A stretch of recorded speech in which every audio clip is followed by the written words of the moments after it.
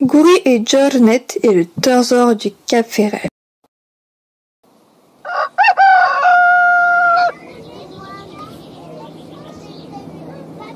Anne, Susan, la commandoire de l'école de Saint-Malo, se met en décide de mener les poussous de la Chiasse au château de Fort-la-Latte, un château du temps des chevaliers au pied de la mer.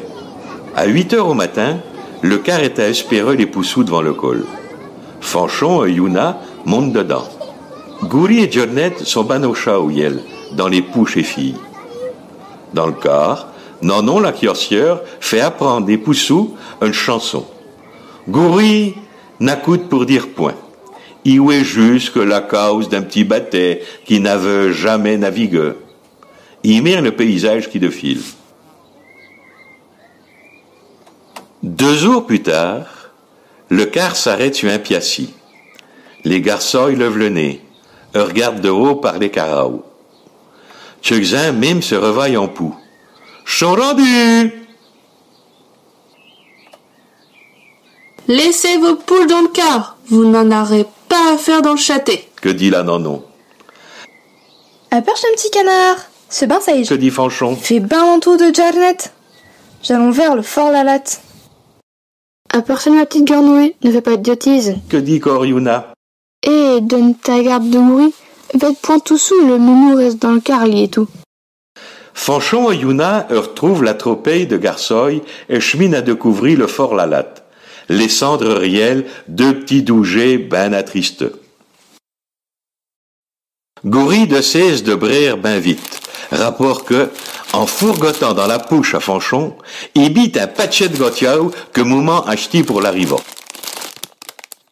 Laisse-nous pour Fanchon. Que dit Jornet, qui se tabute en veillant le pachet baissé en rantant. Ils font tous deux une murienne des puéitantes, berceux par la chanterie des cagnats qui sont à voleux et par voleux tout alentour du car. Sur le coup des 2 jours la près, Gouri et Jornet s'avisent que le menou est à dehors du car. Le gros canard aggrappe la petite grenouille par une chette et ils s'en sauvent tous deux sans que le menou ne les vait partis. Va, allons au Fort-la-Latte. Décide Gouri. Là n'est pas Fort-la-Latte, c'est Fort-la-Latte. Que répond Jornet? Donne-nous-la. Regardons. Voyons le Fort-la-Latte. Ascertaine le petit canard. Bon, ben dame, comme tu veux, mais je crains que t'aies de la revue.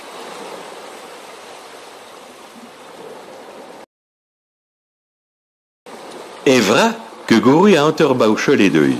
Fanchon et Yuna sont à visiter le Fort-la-Latte, ce que fait Gouri l'Enlin est le phare du Cap Ferret.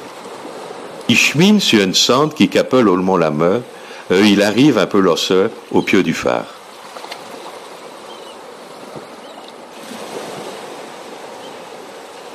Il monte malement à haut du phare, de grand espoir de retrouver Fanchon et Yuna. 142, 143, 144, 145. Se brée la petite Durnette, benaise d'avoir buteuse sans trop de misère à haut du bâtiment.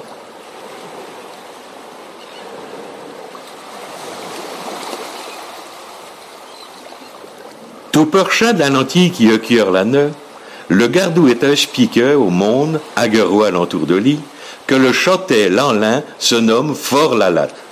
Gouri et Jornet s'avisent de l'outrompe et redevalent à la galopée le maillant de gré. Il ne manquera plus que le car reparte sans yeux dedans.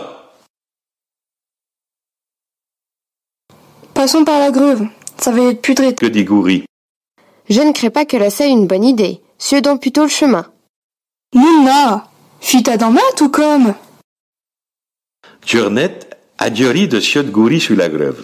Un couple de 100 mètres plus loin, il avise dans la falaise un large pertu grand ouvert. Jornet, la fouinoire, ne peut s'en poser dans le verre plus près. Gouri lit sieux par dreur.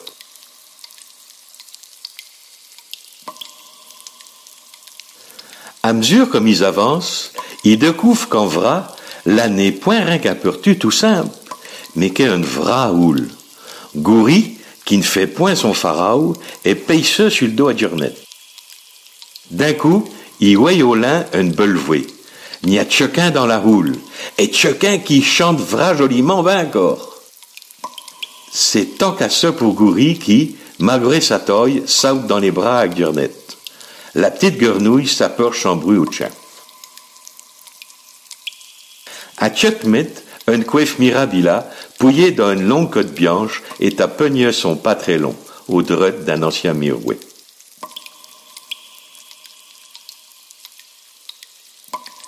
Les deux douzaines mouvent plus.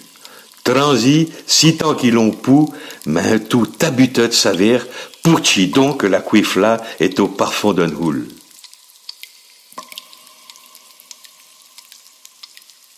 Ir double, trop pour eux d'aperche plus près.